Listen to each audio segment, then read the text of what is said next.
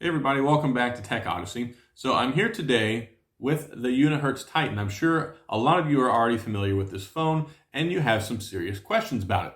I've done my full review, I've done a camera review, some other stuff, but I want to go a little bit more in depth today and talk about the keyboard because of course the reason people buy this phone is because it has a keyboard and they want to know if it's any good, especially people who are coming over from BlackBerry. Well, I'm here to say it's a pretty darn good keyboard and I want to show off some of the functions, some of the special things that you can do with it and give you a little walkthrough of it. So let's dive in and take a look at the keyboard on the Titan. But before we do that, I do want to say if this is your first time stopping by the channel, I appreciate you being here. If you enjoyed the video, please hit the like and the subscribe button and the little notification bell so you can get updates on the latest videos. Now let's take a look at the keyboard.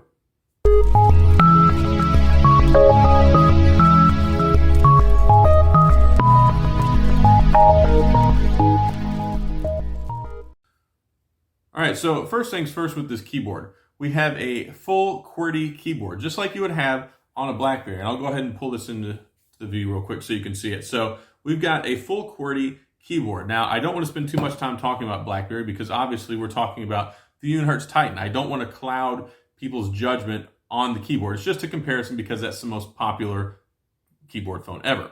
So you have a little bit of an angled keyboard button structure here. So you can see the frets, they go down at an angle there. So you can see that they staggered it out a little bit because it would be a little bit more difficult if they were all in a line because one, it's so large and two, the buttons are so big.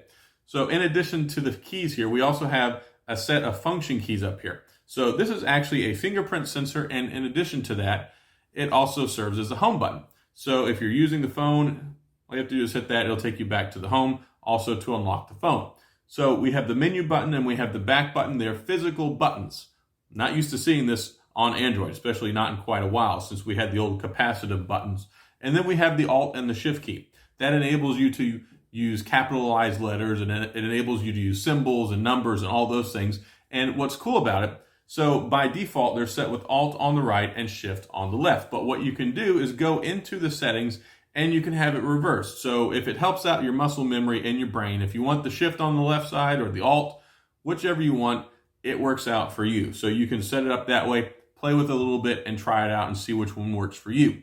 I talk about this because I've used so many BlackBerries. It was too much for my brain to try and wrap around using the Alt on the right and the Shift on the left. So I had to reverse them because typically on a BlackBerry, the Alt key is on the left-hand side. So it just makes it a little bit easier for me to use the symbols and the letters that way. All right, so when you get into the typing experience, it really is nice to type on, but it does take some time to get used to. So you can type on it. If you hold down one of the letters while you're typing, that'll enable you to go ahead and do a capitalized letter as opposed to hitting the Shift key. So that's nice. Now, you can't swipe back on the keyboard to erase the letters. And that was one nice thing I really liked about the BlackBerry keyboard. Yes, they're both touch-sensitive capacitive keyboards. On the BlackBerry, like the key 2 and the key 1, you could swipe backwards on the keyboard and it would just erase the words, which was nice. This one, you just press and hold on the backspace key and you'll get there soon enough. Or you can just shift and highlight and delete it. So those are kind of some of your options there. While you're typing, like I said, you use the Shift key that enables you to do like capitalized letters and things like that. And then the Alt key is what enables you to use the symbols. Now, if you take a close-up look at the keyboard, you'll see here on the left-hand side and towards the middle is where you have all the characters. And then on the right-hand side is where you have the numbers. So on the left-hand side, we've got the colon, the slash, the minus sign, question mark, exclamation point, all that good stuff. And then you roll over to the other side, and that's where the numbers come into play. So you can type those as well. So you can see here, press the Shift or the Alt key for the appropriate one, and then you're good to go. So pretty easy to do that as well. All right, so one other thing I want to show you real quick is I talked about changing the Alt and the Shift key, but we'll go ahead and show you how to do it real quick. So you go into the settings, so hit the drop down, go down, and you'll see right here, close to the top, you see Intelligent Assistance. So the top one is Swap Alt and Shift key, right there. You can't miss it. The very, very top option. All you have to do is just press it. There's a little toggle switch on the right, which is green. It'll indicate whether it's changed or not. So that's how you go in and change it. If you want, like I said, go ahead and mess around with it and see which one works out best for you. But it's really, really easy to change. So one other cool thing I want to talk about is the shortcut keys on here. Now you've got the smart key over here on the side, which you can use and program for different things. Not really part of the keyboard, but I wanted to highlight that real quick. You can do shortcuts with the individual letters. You can do a short press or a long press. So when you're on the home screen, like I have mine C for Chrome, all you have to do is just press it and it pops right up. Works out pretty nice. So easy peasy. C for Chrome. You can program for whatever you want. T for Twitter. So hit T, I've got my Twitter, it pulls up. It's really nice while you're just, flowing on the keyboard. It doesn't disrupt what you're doing. It's a nice little feature. And then the long press, I've got my B long press set up for Boom Beach. So ta-da, you can fire it up that way. One thing that's important to note, so I'll go ahead and fire it up into Chrome real quick. When you're inside an app, you cannot use the shortcut keys. So let's say I press and hold B again, it's not gonna open. I can press T, it's not gonna open because it assumes you want to actually use the keys while you're inside the app. It would be kind of frustrating if I'm in here checking something out on the internet and then I'm like, oh, let me type something, and I hit T and I open up Twitter, or accidentally open up Boom Beach in the middle of typing an email. You get it? So that's why they have it set up that way. But another thing that's really cool is the touch sensitive or capacitive keyboard that's on here. So you can use the keyboard to swipe up and down so you can scroll through your feed or different apps which support it. And then you can, from the home screen, you can swipe left and right to adjust the different pages on your home screen. So you've got a lot of different things that you can do here with this keyboard that really make it a nicety, especially at the $350 price range. I'm glad that they went ahead and included that in there. It's one of the best features that people really love about the BlackBerry keyboards.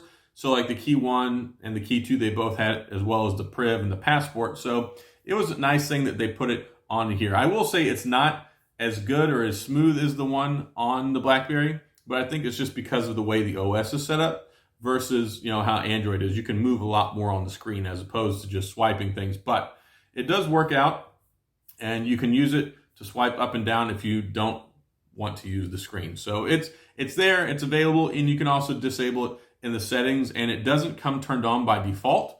So when you swipe down, swipe over to the second page, and you see right here where it says Scroll Assistant, you can toggle that on or off if you don't want to use the touch-sensitive keyboard. So there you have it.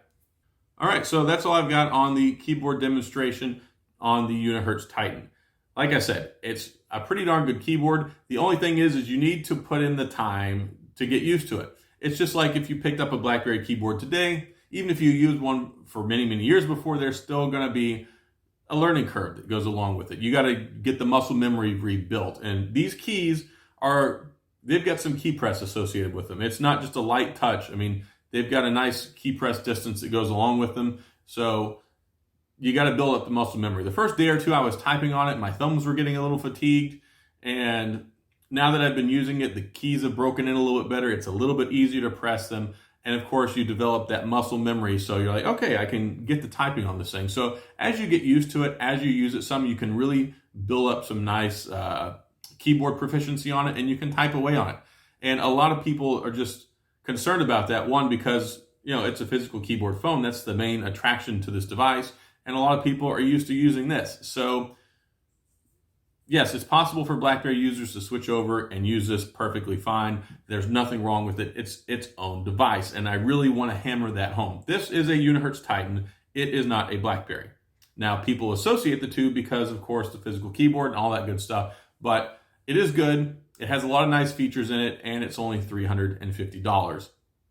Not too shabby. And of course, it has the 6,000 milliamp battery, which will last you forever. So that's all I've got on this keyboard review and demonstration for the Unihertz Titan. Hopefully this has been helpful for you, and hopefully it's answered some questions if you're curious about it. I know I was prior to ordering it, and now hopefully this has helped out. So that's all I've got. If you've got any questions or comments, please feel free to leave them down in the comments section. I'll get back with you. Like I said in the beginning, if you enjoyed the video, please hit the like and the subscribe button and the little notification bell so you can get updates when new videos come out. And as always, thanks for being here. I appreciate you watching, and I'll see you guys next time.